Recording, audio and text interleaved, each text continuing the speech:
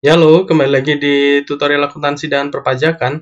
Mudah-mudahan senantiasa sehat dan hari ini saya akan membuat sedikit penjelasan mengenai undang-undang perpajakan yang baru saja disahkan oleh Presiden Republik Indonesia, yaitu mengenai undang-undang HPP atau harmonisasi peraturan perpajakan, yang mana ini sudah diundangkan menjadi Undang-Undang Nomor 7 Tahun 2021, dan pastinya nanti akan ada beberapa hal yang menjadi fokus dari teman-teman sekalian, dan untuk itu teman-teman jangan lupa terus simak video ini sampai habis, oke? Dan juga mohon jika dirasa channel ini bermanfaat, mohon dukungan untuk klik subscribe, like, share, dan komentarnya.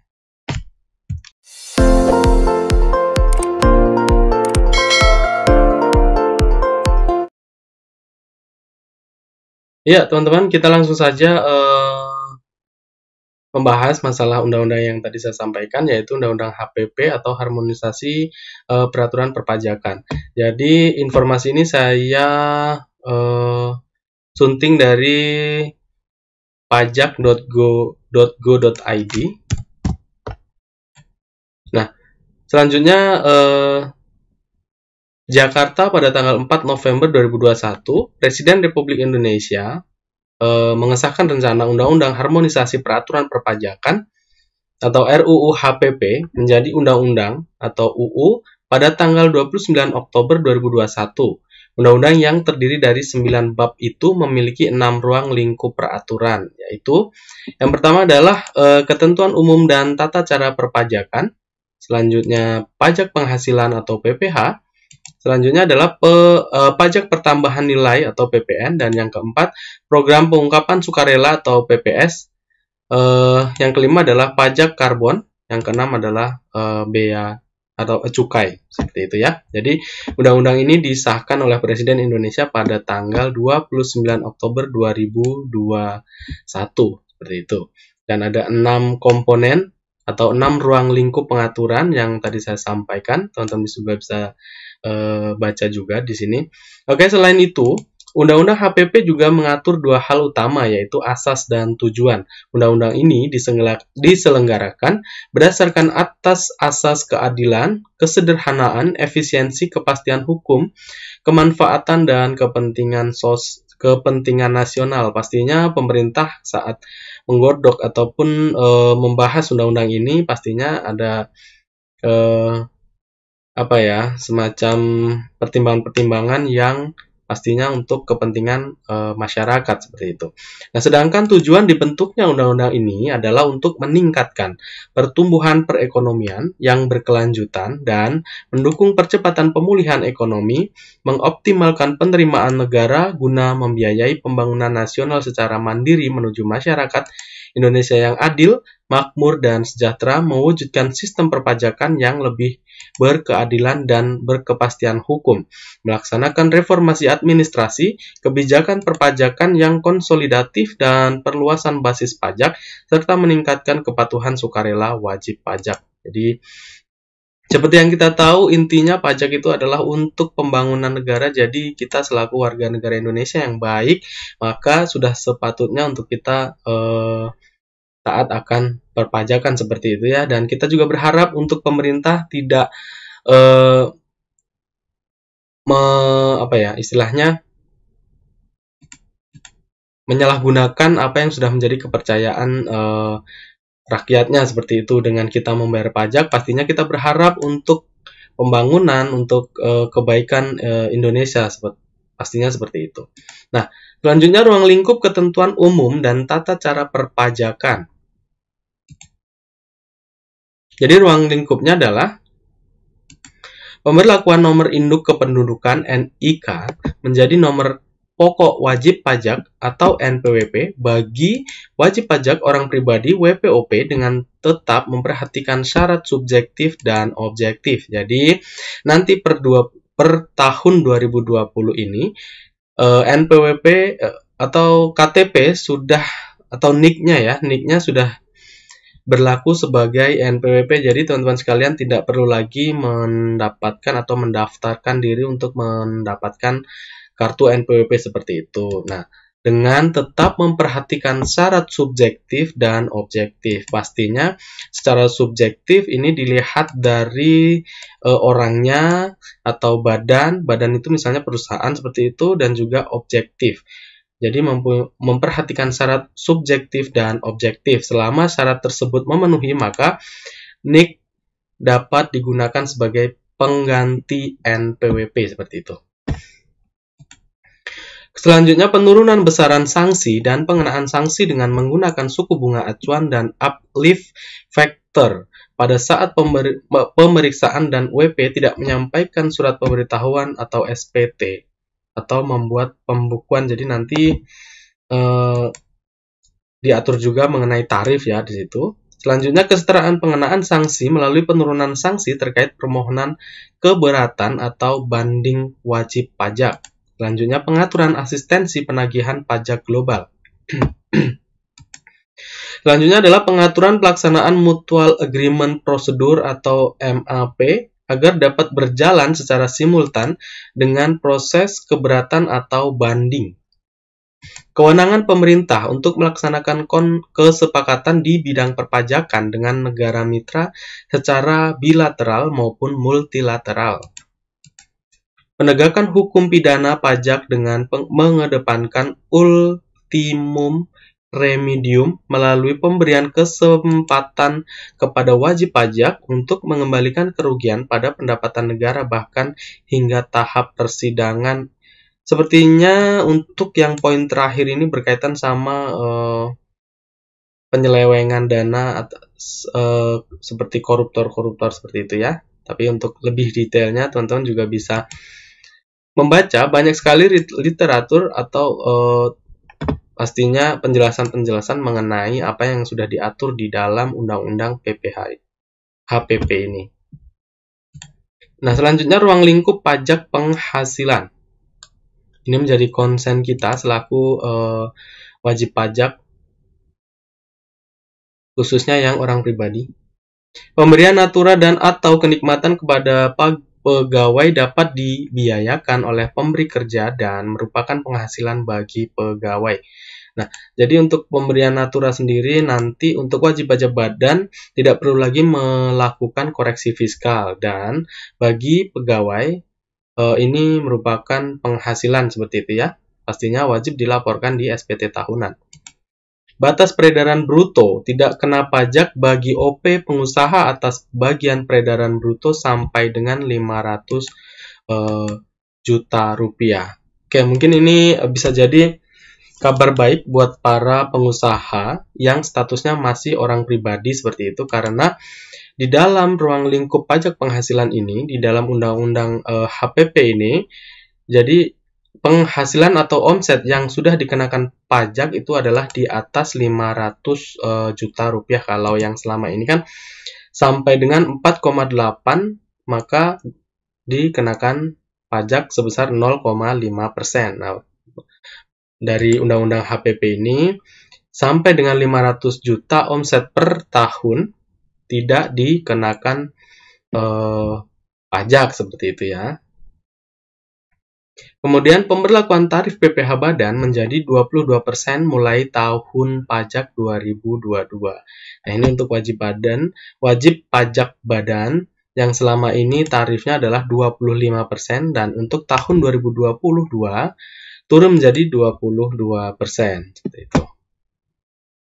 Tapi saya juga pernah membaca roadmap sebelumnya bahwa pada tahun 2022 ini kalau tidak salah tarif PPh badannya harusnya 20%, tapi ternyata sudah dirubah kembali ya. Nah, kemudian perubahan lapisan dan tarif penghasilan kena pajak. Nah, ini dia buat teman-teman sekalian, kita menjadi fokus ke sini juga nih. Jadi untuk perubahan lapisan dan tarif, lapisan itu untuk range penghasilan dan juga tarifnya, kita lihat di tabel.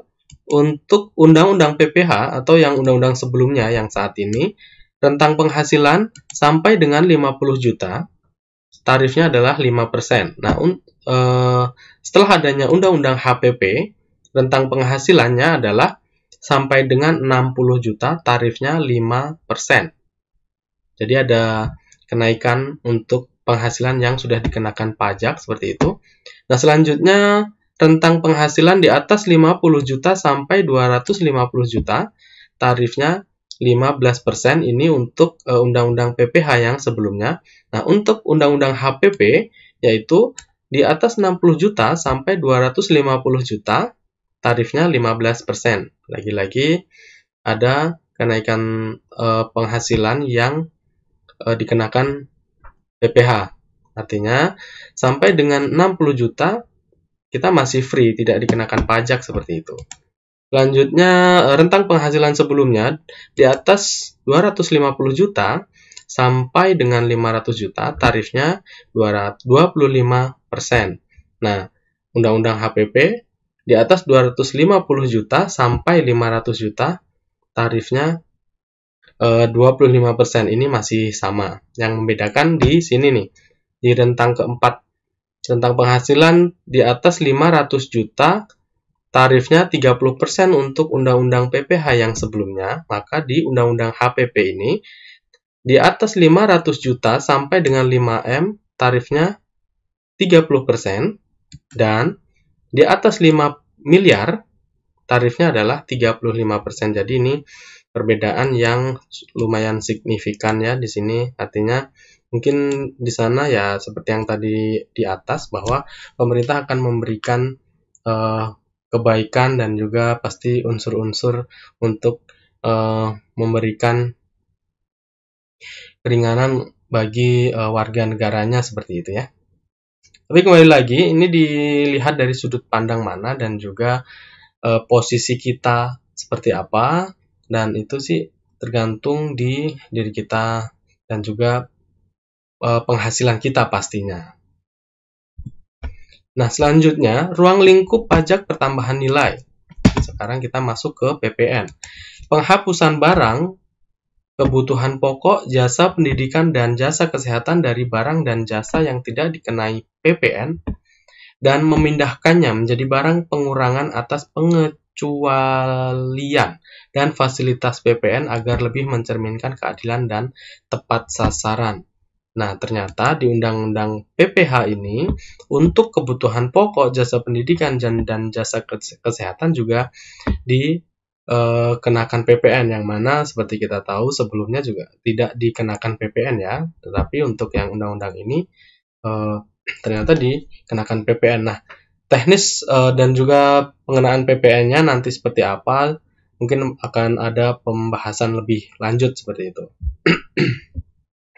Nah, ternyata teman-teman di undang-undang ini PPN mengalami kenaikan, yaitu kenaikan tarif PPN dari 10% menjadi 11% yang mulai berlaku 1 April 2022, kemudian menjadi 12% yang mulai berlaku paling lambat pada tanggal 1 Januari 2025. Jadi siap-siap saja buat teman-teman sekalian, pengusaha ataupun user, konsumen, harus siap-siap saat kita misalnya belanja di minimarket, ternyata PPN yang tertera adalah 11%. Seperti itu ya. Dan juga pastinya salah satunya ini berpengaruh juga pada kompetisi persaingan harga, yang mana dengan adanya PPN yang lebih besar ini pastinya juga persaingan harga akan semakin ketat ya, seperti itu. Kemudahan dan kesederhanaan PPN dengan tarif final untuk barang atau jasa kena pajak tertentu. Jadi ada barang-barang tertentu yang PPN-nya dianggap sebagai tarif final seperti itu. Kembali lagi untuk pembahasan masalah detail ke sana, mungkin nanti akan ada pembahasan yang lebih lanjut. Kebijakan dalam program pengungkapan sukarela. Nah, mungkin pada tahun 2016 lalu kita masih ingat ada tax amnesty, salah satunya mungkin ini adalah kelanjutan ya. Di sini ada 2 kebijakan. Yang pertama, subjeknya adalah wajib pajak orang pribadi dan badan atau perusahaan peserta program pengampunan pajak dengan basis aset berupa aset per 31 Desember 2015 yang belum diungkap pada saat mengikuti program pengampunan pajak. Ya, jadi pada saat tahun 2016 lalu, misalnya ternyata ada aset yang belum dilaporkan, maka di Undang-Undang PPH ini diberikan kembali untuk melakukan pengungkapan sukarela mengenai aset yang belum dilaporkan. Tarif PPH final yang dikenakan adalah 11% untuk deklarasi luar negeri, 8% untuk aset luar negeri repatriasi dan aset dalam negeri, serta 6% untuk aset luar negeri repatriasi dan aset dalam negeri yang diinvestasikan dalam SBN atau hilirisasi atau renewable energy. Kemudian kebijakan yang kedua, subjeknya adalah wajib pajak orang pribadi dengan aset perolehan 2016 sampai 2020 yang dilaporkan dalam SPT tahunan 2020. Tarif PPH final yang dikenakan adalah 18% untuk deklarasi luar negeri, 14% untuk aset luar negeri repatriasi dan aset dalam negeri, serta 12% untuk aset luar negeri repatriasi dan aset dalam negeri yang diinvestasikan dalam SBN, hilirisasi, dan renewable energy. Oke, jadi buat teman-teman sekalian, saat membeli aset dan perolehannya adalah tahun 2016 sampai 2020, dilaporkan SPT dalam SPT tahunan 2020. Ini juga diberikan kesempatan untuk mengungkapkan seperti itu secara sukarela. Jadi program dilaksanakan selama 6 bulan, 1 Januari 2022 sampai dengan 30 Juni 2022. Jadi kembali lagi ini ke pribadi kita masing-masing, apakah mau melaporkan aset yang sebelumnya belum terlapor. Selanjutnya kita laporkan pada periode ini, pada periode 1 Januari 2002 sampai dengan 30 Juni 2022, dengan pastinya konsekuensinya adalah dengan cara membayar tarif yang tadi ya, yang tarif ini, tarif PPH finalnya seperti itu. Kembali lagi ke teman-teman sekalian. Selanjutnya kebijakan dalam pengenaan pajak karbon.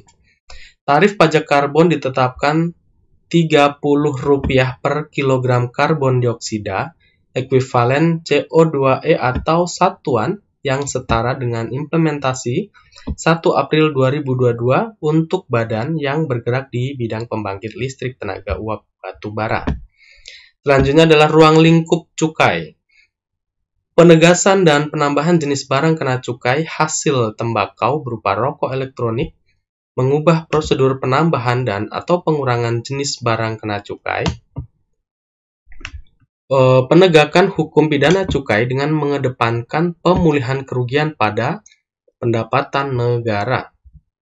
Terkait waktu pemberlakuan masing-masing kebijakan tersebut, Direktur Penyuluhan Pelayanan dan Hubungan Masyarakat Nilmadrin Nur menyampaikan, jadi ini perlu jadi catatan kita, supaya teman-teman tahu kapan berlakunya untuk tarif-tarif tersebut yang saya sampaikan di atas ya. Perubahan Undang-Undang PPH berlaku mulai tahun pajak 2022. Perubahan Undang-Undang PPN berlaku mulai 1 April 2022. Perubahan Undang-Undang KUP berlaku mulai tanggal diundangkan. Kebijakan PPS berlaku 1 Januari 2022. PPS ini program pengungkapan sukarela ya, jadi berlaku 1 Januari 2022 sampai dengan 30 Juni 2022. Selanjutnya, pajak karbon mulai berlaku 1 April 2022 dan perubahan Undang-Undang Cukai berlaku mulai tanggal diundangkan. Oleh karenanya, Nilmadrin mengingatkan masyarakat untuk memperhatikan dengan baik waktu mulai berlaku untuk tiap-tiap kebijakan agar tidak sampai terlewat dalam melaksanakan hak dan kewajiban perpajakannya.